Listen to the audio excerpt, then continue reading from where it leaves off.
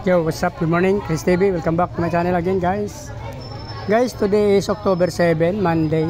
Nandito ako sa Bagumbong Main Health Center. Yan. Kung hindi pa sa nakakaalam, kasi dito lahat ng mga animal bite dito kasi, guys.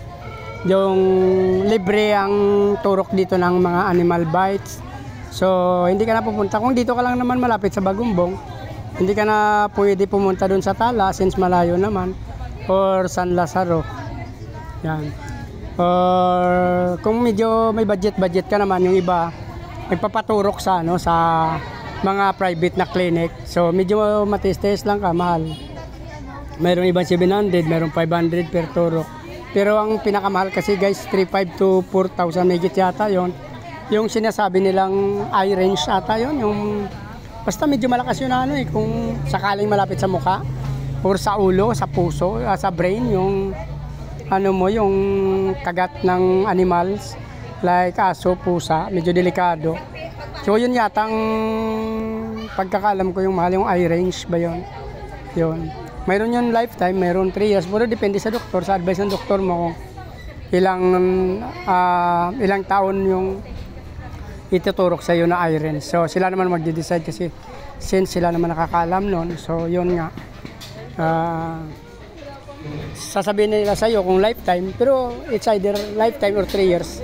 Pagka na kagat ka ulit, mayroon pa rin sila tinatawag, guys, na booster. I-inject ka ng booster para follow up na yun sa kung naturukan ka ng eye range. So yan, tuturukan ka pa or hindi pa expire. Meron kasing expiration yung mga ibang mga pagturok sa'yo na up to 3 years yata, gano'n. Depende sa gamot na tinurok, guys. Yung pagkakalam ko lang yan. Correct if I'm wrong, pero parang gano'n ngayon. May malakas, may mahina na mga gamot na tinuturok. So mayroon expiration na 1 year, mayroon 3 years, mayroon lifetime, yung sinasabi lang eye range, pero yun pa rin yun Parang pag nakagat ka, magbo-booster ka, gano'n. Parang ayun. So kailangan mo pa rin magpa-inject. Dito pa rin ako sa sa Bagumbong Main Health Center, yan Ay dito, guys, hindi pa nakakaalam. Dito yung mga animal bites. Dito, guys, yung libre na inject, yung libre na tinuturukan yung mga tao mamaya sa Caloocan. So siyempre medyo maghirap ka lang, pipila ka sa una kasi sa unang pila mo, sa unang turok yun. Pipila ka, up to 1 to 35 lang yung cut-off nila. So pag 36, 37 ka na, hindi ka na ma-injikan. Like sa akin nung Wednesday, last week, kasi hindi ako na-injikan kasi nga, yung nakuha ko numero 37, so 35 lang, hindi na cut-off na sila. So hindi ako na-injikan up to now. So ngayon, na-injikan ako ng toxoid pa lang, anti-tetano.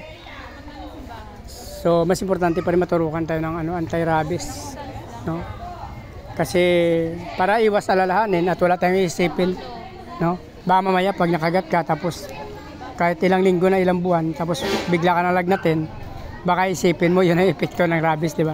Mahirap din, mas stress ka. So mas maganda na lang talaga na magpapa-inject ka totally, tapos wala kang alalahanin at wala ka nang isipin, hindi ka ma-stress ka nga. So yun na lang, guys, advice ko sa inyo para kagat kayo. Kailangan nyo talaga magpa-inject. Kung wala naman kayong budget, pwede naman sa mga libre. San Lazaro, dito sa Bagumbong Main Health Center, pwede naman libre dito, guys. Yun nga lang, pipila ka lang.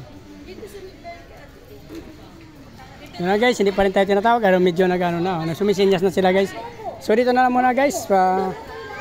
Dito na lang muna yung video na to. Mamaya, guys, i-update ko kayo kung ano nangyari. So number 8 ako, maghintay ako dito, guys. Yung pila namin nasa labas pa. So dito na lang muna, guys. Mamaya update ko kayo. Maraming salamat. Bye-bye.